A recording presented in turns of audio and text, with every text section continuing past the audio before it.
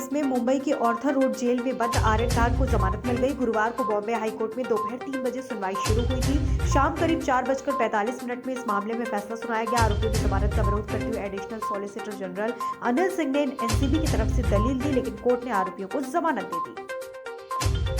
महाराष्ट्र सरकार में मंत्री नवाब मलिक और एनसीबी के जोनल डायरेक्टर समीर वानखेड़े के बीच जुबानी जंग जारी। इस बीच वानखेड़े की पत्नी और एक्ट्रेस क्रांति रेडकर ने महाराष्ट्र के मुख्यमंत्री उद्धव ठाकरे को लिखी चिट्ठी। इसमें क्रांति ने मराठी अस्मिता का मुद्दा उठाते हुए कहा कि शिवसेना के राज्य में एक महिला की गरिमा से खिलवाड़ हो रहा, उसके साथ मजाक हो रहा। आज बाला साहेब ठाकरे होते तो निश्चित ये मंजूर नहीं होता।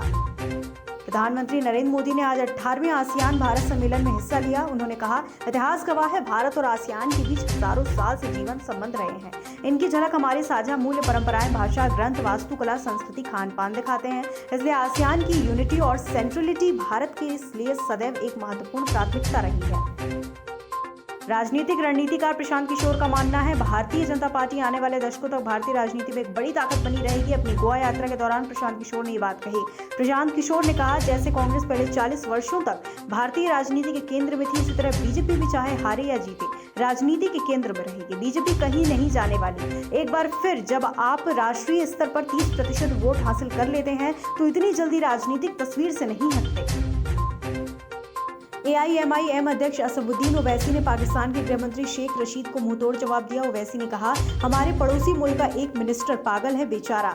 उसने क्रिकेट में भारत को मिली जीत को इस्लाम की जीत बताया। अल्लाह का शुक्र है हमारे लोग उधर नहीं गए, वरना इन पागलों को देखना पड़ता। इस्लाम का क्रिकेट से क्या लेना देना। जम्मू कश्मीर के डोडा में गुरुवार को बड़ा हादसा हुआ। थाथरी से डोडा जा रही एक मिनी बस खाई में गिरी। हादसे में 8 लोगों की मौत, 10 घायल। मौके पर रेस्क्यू चल रहा है। स्थानीय लोगों ने हादसे की सूचना सुरक्षा बलों तक पहुंचाई। इसके तुरंत बाद सेना के जवान घटनास्थल पर पहुंचे। जवान खाई में उतरे और बस में फंसे लोगों को बाहर निकालना शुरू किया। सभी घायलों को अस्पताल में भर्ती कराया गया। भारत में कोरोना वायरस महामारी की दूसरी लहर का असर धीरे धीरे कम। देश में एक्टिव केस की संख्या में कमी। नए केस में भी 10 से 20 हजार के आसपास की आ रहे। देश में बीते 24 घंटे में 16,342 लोगों की रिपोर्ट पॉजिटिव। 17,047 मरीज हुए रिकवर। 734 लोगों ने गंवाई जान।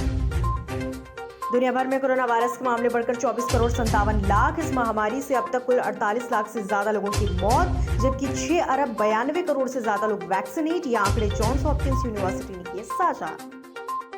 इकोनॉमिक रिकवरी और कंज्यूमर डिमांड में रिकवरी का असर सोने पर भी देखने को मिला। सितंबर तिमाही में सोने की मांग सालाना आधार पर 47% उछलकर 139.1 टन पर पहुंच गई। वर्ल्ड गोल्ड काउंसिल के आंकड़ों के मुताबिक सोने की डिमांड कोविड से पहले वाले लेवल पर आ गई। साल भर पहले सितंबर तिमाही में 94.6 टन सोने की मांग निकली थी। शेयर बाजार में दिन भर आज बड़ी गिरावट रही। आज मासिक और साप्ताहिक एक्सपायरी भी बाजार की थी। बॉम्बे स्टॉक एक्सचेंज का सेंसेक्स आज 1158 अंकों की गिरावट के साथ 59,984 पर हुआ बंद। ये सेंसेक्स के पिछले 20 दिनों का सबसे निचला स्तर। 8 अक्टूबर को इसने 60,000 का लेवल टच किया था।